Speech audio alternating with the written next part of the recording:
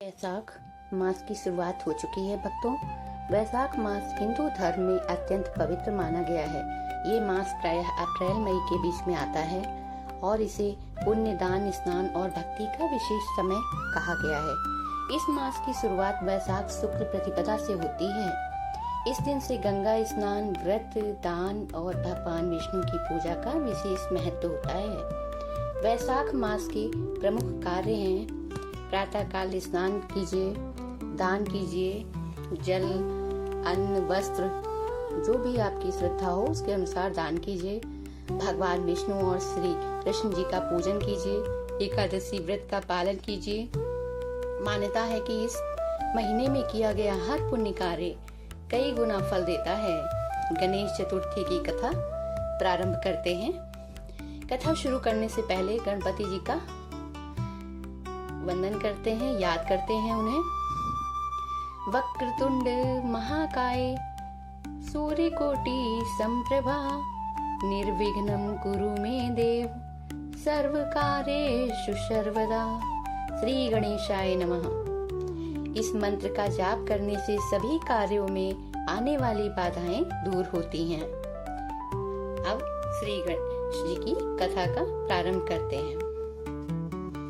गणेश चतुर्थी की कथा इस प्रकार है। प्राचीन काल की बात है। कैलाश पर्वत पर भगवान शिव और माता पार्वती निवास करते थे। एक दिन माता पार्वती स्नान करने जा रही थीं।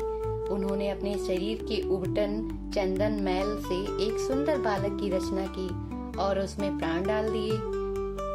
उस बालक को आदेश दिया कि जब तक मैं स्नान कर रही हूँ किसी को अंदर मत आने देना।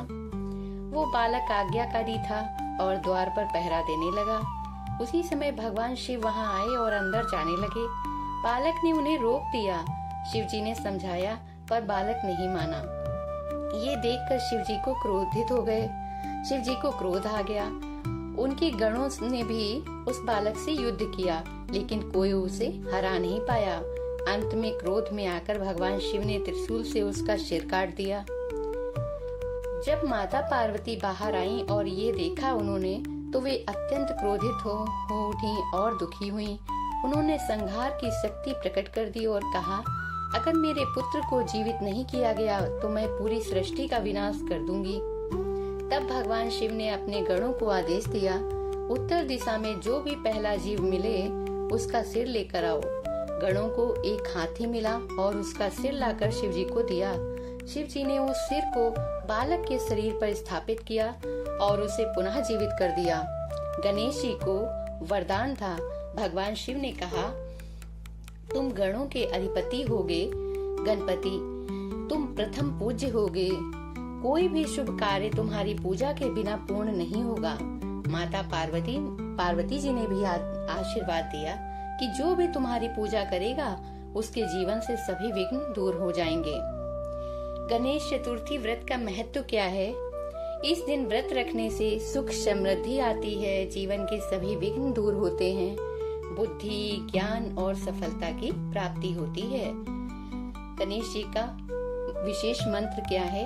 ओम गण गणपते नमः। इस मंत्र का जाप करने से 108 बार मंत्र का जाप करने से सभी विधा बाधाएं दूर होती हैं। श्री गणेश भगवान की जय। श्री विघ्न हरता गणपति बप्पा मोरिया। अगले बरस तू जल्दी आना।